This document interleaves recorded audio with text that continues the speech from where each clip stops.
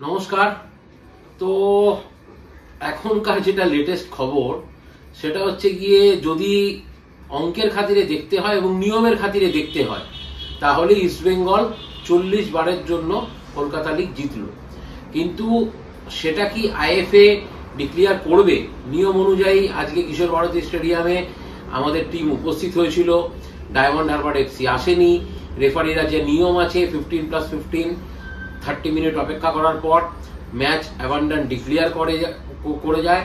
এবং যেটা বিষয় সেটা হচ্ছে গিয়ে এর পরেও কি আইএফএ ইস্টবেঙ্গলকে চ্যাম্পিয়ন বলে ডিক্লেয়ার করবে আমরা জানি না। এখন অব্দি যখন এই ভিডিওটা বানাচ্ছি 3:10 ঘড়িতে বাজে এবং ফর্মালে রয়েছি দেখে বুঝতেই পাচ্ছেন যে অফিস থেকে আসছি। কিন্তু মানে ওই ছোটবেলায় যেরকম হতো না, স্কুল কাছে থাকলে বাড়িতে গিয়ে টিফিন খেয়ে আসা যেত, আমাদের অফিস কাছে বলে আমরা বাড়িতে এসে 1 ঘন্টার ব্রেকে লাঞ্চটা করে যাওয়ার সুযোগ পাই। তো সেই জন্য এসে ভিডিওটা বানাচ্ছি। তবে এটা মূল বিষয়বস্তু নয়।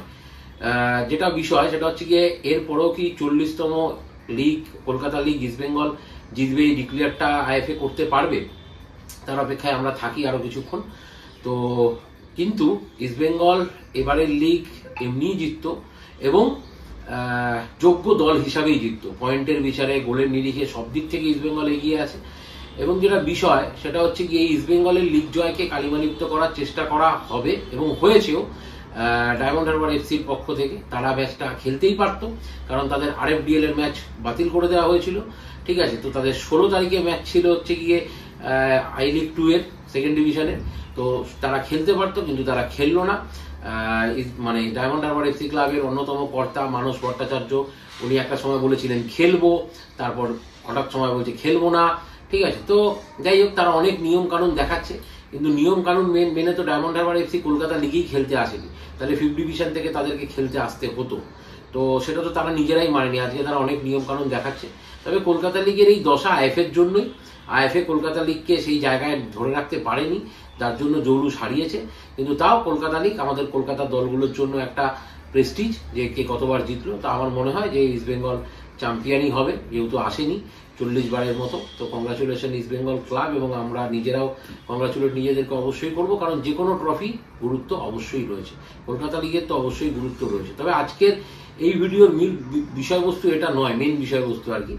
যেটা বিষয়বস্তু সেটা হচ্ছে গিয়ে গতকাল যে আমি একটা ভিডিও দিয়েছিলাম যে চেন্নাই এনএফসিতে প্রীতম কোটাল চলে যায়, ইস্টবেঙ্গলে আসেনি, পছন্দের এজেন্সি নয় বলে আমাদের সিটিও শ্রী অময় ঘোষাল মহাশয় উনি প্রীতমকে ইস্টবেঙ্গলে আনেননি।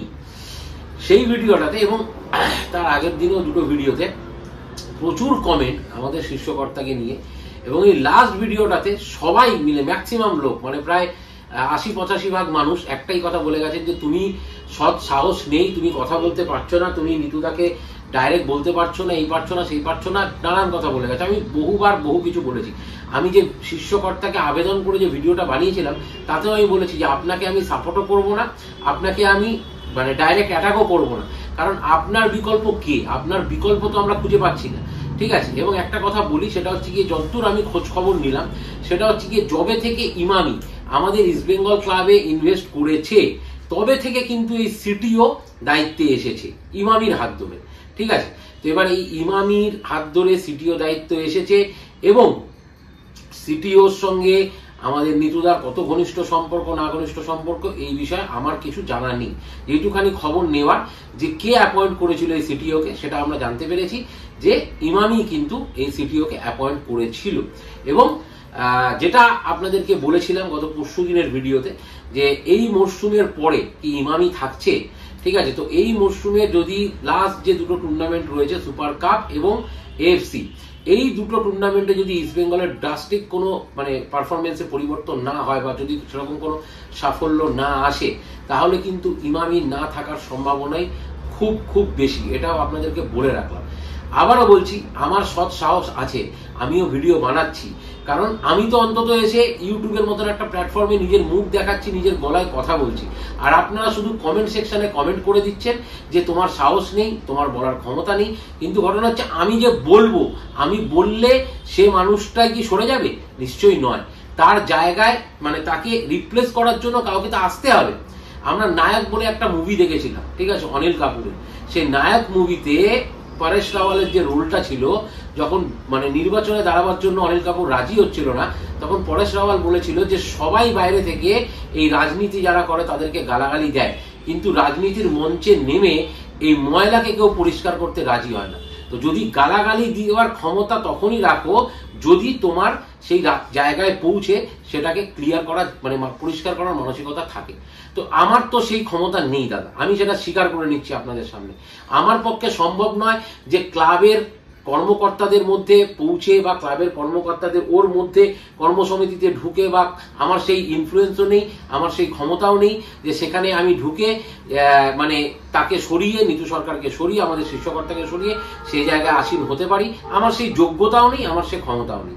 বাট এই ভিডিওটা এই কারণেই বানাচ্ছি যে রাত্রিবেলা লাইভে আসবো, তো আপনারা যারা যারা কমেন্ট করেছিলেন তাদের মধ্যে থেকে, সেই কমেন্ট সেকশন থেকে আপনারা নিজেদের মধ্যে থেকে, বা যে যেখানে দেখছেন আমার ভিডিও, যদি আপনাদের মধ্যে এরকম কেউ থেকে থাকেন যে হ্যাঁ আপনারা ইস্ট বেঙ্গল ক্লাবের দায়িত্ব নিতে চান, একজন হলে তো হবে না, বেশ কয়েকজন মিলে, তো আপনারা আমাকে রাতের লাইভে জয়েন করবেন। ঠিক আছে, রাতের লাইভে জয়েন করবেন, রাত্রিরে আজকে লাইভে আসবো, রাতের লাইভে জয়েন করবেন, এসে বলবেন যে আমরা নতুনভাবে ইস্ট বেঙ্গল ক্লাবের দায়িত্ব নিতে চাই, নতুনভাবে ইস্ট বেঙ্গল ক্লাবের সমস্ত কিছু করতে চাই, এই ম্যানেজমেন্টকে দিয়ে হচ্ছে না। ঠিক আছে, এই ম্যানেজমেন্টকে দিয়ে হচ্ছে না, এইটা আপনারা বলবেন এসে। আমার ক্ষমতা নিয়ে আমি স্বীকার করে নিই, আমার যতটুকু ক্ষমতা ভিডিও বানাবার এবং যতটুকু খবর আসে সেটা আপনাদের সঙ্গে শেয়ার করবার, সেটাই আমি করি। আমি তো মোহনবাগান সমর্থকদেরও গালাগালি দিই না, আমি তো মোহনবাগান সমর্থকদেরও গালাগালি দিই না, মানে স্ল্যাংটা ইউজ করি না। ট্রোলিং তো করি, কারণ আমাকে নিয়ে তো প্রচুর ট্রোল হয়, ট্রোলিং করি, কিন্তু আমি তো মোহনবাগান সমর্থকদেরও গালাগালি দিই না। আমি কালকে অময় ঘোষালকেও কোনো গালাগালি দিইনি। আমার মুখ থেকে কালকে কোনো যে ভিডিও দিয়েছিলাম অময় ঘোষালকে গালাগালি শুনেছেন, তার কর্মকাণ্ড কি হয়েছিল সেটা বলেছি।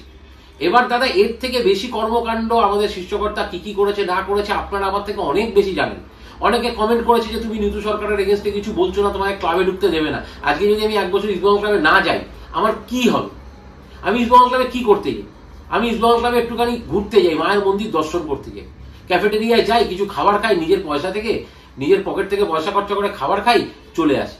ইস্ট বেঙ্গল ক্লাবে এর থেকে বেশি কি আছে? এর থেকে বেশি কিছু নেই। যদি আমাকে ঢুকতে না দিয়ে ইস্ট বেঙ্গল ক্লাবের ভালো হয়, আমি এর আগেও বলেছিলাম যে আমাকে ঢুকতে না দিয়ে যদি ইস্ট বেঙ্গল ক্লাবের ভালো হয় তাহলে ইস্ট বেঙ্গল ক্লাবের ভালো হোক, তাতে আমাদের কোনো আপত্তি নেই। রাত্রিবেলা লাইভে আসছি, আপনারা যারা যারা নীতু সরকারকে সরিয়ে সেই জায়গায় আসীন হতে চান তারা আমার লাইভে রাত্রিবেলা জয়েন করবেন।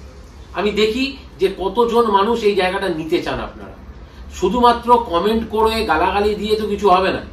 আপনারা যদি মনে করছেন যে সেই মানুষটা থেকে ইস্ট বেঙ্গল ক্লাবের ভালো হচ্ছে না, আপনি যদি আমাকে বলেন তাহলে আমি এইটুখানি বলতে পারি যে ডেফিনেটলি আমি তো যে আবেদনটা ভিডিও রেখেছিলাম সেখানে আমিও তো বলেছিলাম যে 20 বছর আমাদের 22 বছর হতে চললো আমাদের কোনো সর্বভারতীয় লিগ নেই। আর কবে দাদা? আপনারা একটু দেখুন, কোথাও তো ভুল হচ্ছে, আপনারও কোথাও তো ভুল হচ্ছে। তো সেই ভুলের দায়ে মানে সেই ভুলটাকে উনি শুধরাবেন না সেই ভুলের দায় নিয়ে উনি সরে যাবেন, সেই সিদ্ধান্ত তো ওনার, সেটা তো আমার কিছু করার নেই। এবার আপনারা যদি এক্সপেক্ট করেন যে আমি এসে সোশ্যাল মিডিয়াতে গালাগালি দেবো, সেটা আমার দ্বারা সম্ভব নয়, কারোর দ্বারাই সম্ভব নয়। আমি ইস্ট বেঙ্গলের অনেক কন্টেন্ট ক্রিয়েটারদের দেখছি, কেউই সেটা করতে পারছে না। আমি তো তাও সরাসরি নীতু সরকারকে নিয়ে, আমাদের শীর্ষকর্তাকে নিয়ে 2-4টে কথা বলছি। এমন অনেক আমাদের ইস্ট বেঙ্গলের কন্টেন্ট ক্রিয়েটার রয়েছে যারা প্রোগ্রাম করছে, যাদের কমেন্ট সেকশন ভরে যাচ্ছে নীতু সরকারকে নিয়ে, কিন্তু তারা সেই কমেন্ট তো নিচ্ছে না, তারা তো সেই কমেন্ট নিচ্ছে না। কিন্তু আমি তো তাও 2-4 কথা বলছি, আমি তো ওনার কাছেই আবেদন করছি এবং আমি এটা বিশ্বাস করি যে ওনার পরিপূরক উনি নিজে। আমি আবারও বলছি, আমি এটা বিশ্বাস করি যে ওনার পরিপূরক উনি নিজেই। ওনার যে ভুল হচ্ছে সেই ভুল উনিই শোধরাতে পারেন। বাট আপনাদের যদি মনে হয় যে না ওনাকে সরাতে হবে তবেই ইস্ট বেঙ্গল ক্লাবের ভালো হবে, তো ওনাকে সরালে যে শূন্যস্থান হবে সেই শূন্যস্থান তো পূরণ করতে হবে। সেই শূন্যস্থান পূরণ করার জন্য কতজন রাজি আছেন? একটা সমষ্টি লাগবে, মিনিমাম 8-10 জন লোক তো লাগবে। তো তারা আপনারা আজকে রাতে আমার লাইভে জয়েন করবেন। আমি আজকে রাতে 10টা থেকে লাইভে আসবো এই বিষয়টা নিয়ে। তো আপাতত এই ভিডিওটা এইটুখানি। আমার চ্যানেলকে আমি সাবস্ক্রাইবও করতে বলি না, আমার ভিডিওকে আমি শেয়ারও করতে বলি না, এটাও করবেন না দয়া করে। ঠিক আছে, আমার চ্যানেল যদি ভালো লাগে সাবস্ক্রাইব করবেন না, তাও বলছি, কিন্তু আমি স্পষ্ট কথাটা স্পষ্টভাবে বলতে পারি, যেটা আপনাদের সামনে দীর্ঘ 1.5 বছর ধরে তুলে ধরছি। আপনারা অনেকে কমেন্ট করেছেন যে দল যখন ভালো হয়েছে, তুমি বলেছো ভালো দল হয়েছে, তাহলে সেই ভালো দল করার পেছনে কি সিটিওর ভূমিকা নেই? ভালো দল করার পেছনে কার কি ভূমিকা আছে আপনারা সবাই জানেন। যখন দিমিত্রি ডিয়ামান্টাকোসের খবর আমি গত বছর করেছিলাম, আমি তখন বলেছিলাম যে কার্লোস কুয়াদ্রাত কিন্তু দিমিত্রি ডিয়ামান্টাকোসকে চাইনি। কার্লোস কুয়াদ্রাত একজন স্পেনের স্ট্রাইকার চেয়েছিলেন, স্প্যানিশ স্ট্রাইকার, তার ফাইনাল করা ছিল। আমার চ্যানেলে ভিডিও রয়েছে, আমার চ্যানেল থেকে কোনো ভিডিও আমি ডিলিট করি না, গিয়ে দেখে আসবেন। শীর্ষকর্তা বুঝিয়েছিলেন যে আমাদের টেস্টেড ফরেনার লাগবে, টেস্টেড ফরেনার নিতেছে, কারণ আমরা এক্সপেরিমেন্টের রাস্তায় হাঁটতে পারবো না।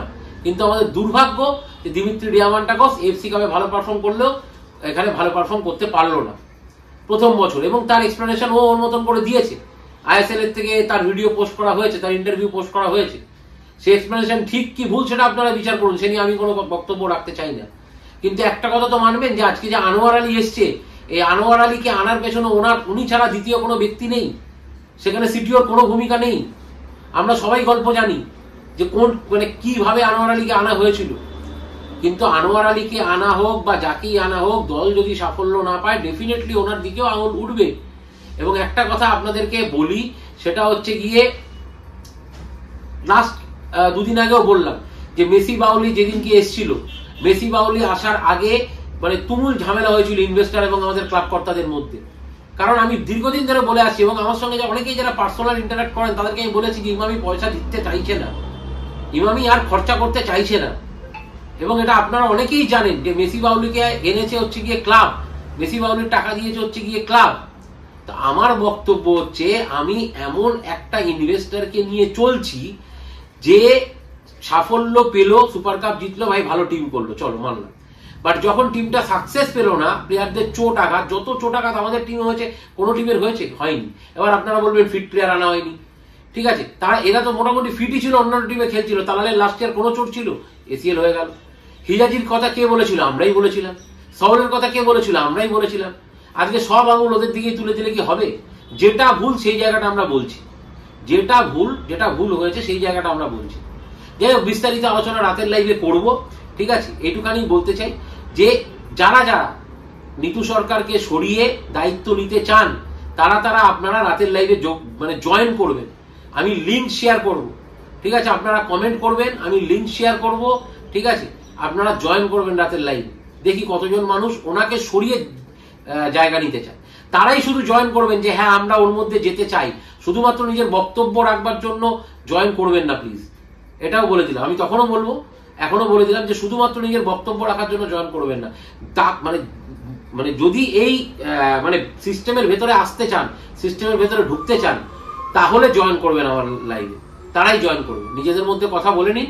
আমি রাত্রি 10টায় লাইভে আসবো। এখন বাজে 3:20, ভিডিও বানাতে 3:20, 10 মিনিট ধরে বলছি, ঠিক আছে। এই ভিডিওটা পোস্ট হতে হয়তো 4টে হয়ে যাবে, 4টের মধ্যে ভিডিও পোস্ট হয়ে যাবে। রাত্রি 10টা থেকে 11টার মধ্যে আমি লাইভে আসবো। সুতরাং 6 থেকে 7 ঘন্টা আপনারা সময় পাবেন। এই 6 থেকে 7 ঘন্টার মধ্যে আপনারা তৈরি হয়ে যান। জয় ইস্ট বেঙ্গল, এই বলেই শেষ করলাম।